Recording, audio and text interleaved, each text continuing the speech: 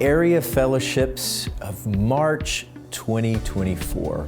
I'm so grateful that you've taken the time to make this a priority in your life and to be in homes with fellow believers of our church. This is important to who we are and important to our mission of sharing the gospel across this city. So thanks for coming. Thanks for being a part of Area Fellowships with us.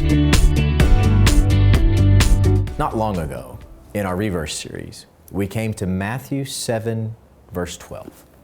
Treat people the same way you want to be treated. We've long called this the golden rule. But as Pastor Brian pointed out, there is a silver rule too. And it's long been taught, but it doesn't quite measure up to the golden rule. The silver rule is something like this. Don't do anything. Don't do what you wouldn't want done to you. It means don't mistreat people. Don't harm people.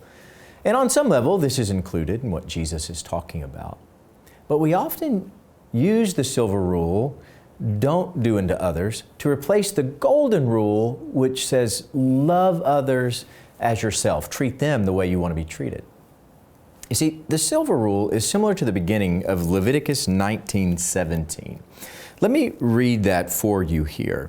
Leviticus 19:17 starts, "You shall not hate your fellow countrymen," right? So don't hate them.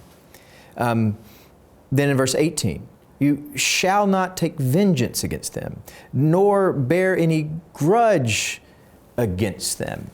And it's this sense of don't hold a grudge. These kinds of things are included of Scripture, but it doesn't end there. Too often we want it to end there, but there's more, right? The problem is, if we cling to the silver rule, don't do things to others, this is exactly where we end up, not doing anything.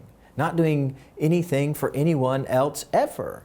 In the silver rule, you find holiness in avoiding people. If you stay out of their way, they stay out of your way, then you will never cause another one to sin.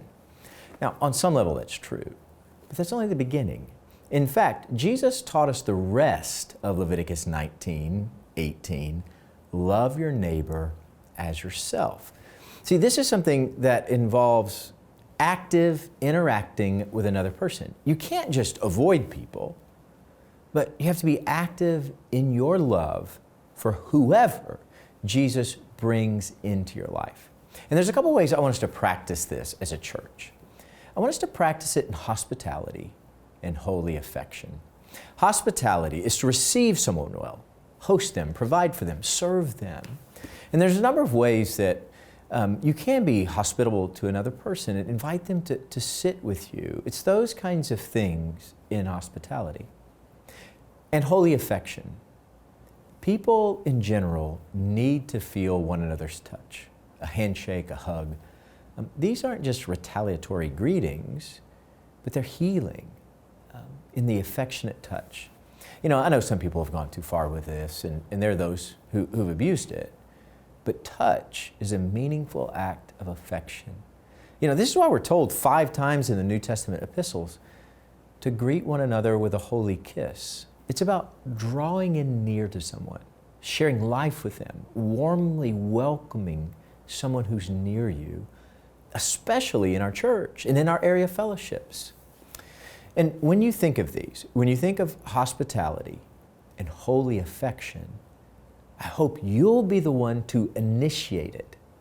See, when you hear us talk about love your neighbor, or you read love your neighbor in our church building, I hope you'll be reminded to initiate these things, initiate hospitality, initiate holy affection. You know, you be the one to take the first step of obedience. So many times in the church, we're waiting on someone else to take the lead. I mean, we're willing as long as someone else goes first. Or we'll follow with a kind word if someone else speaks a kind word to us first. But as we practice love your neighbor this year, don't wait. Initiate. You love first.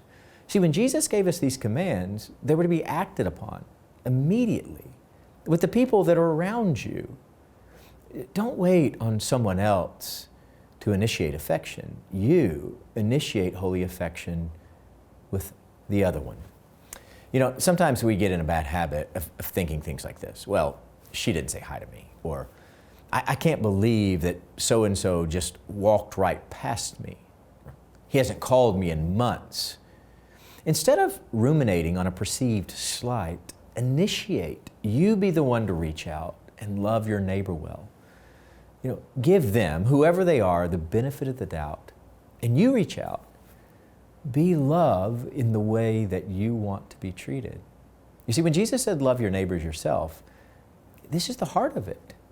You initiate hospitality. You initiate holy affection. And see where the Lord leads. Because I know this, when we seek to obey, God takes our effort and multiplies it for His kingdom. Let's love well and see what God might do. Initiate affection and see where the Lord leads. Now, we'd like for you as a group to gather together and answer these 3 questions about initiating love your neighbor together.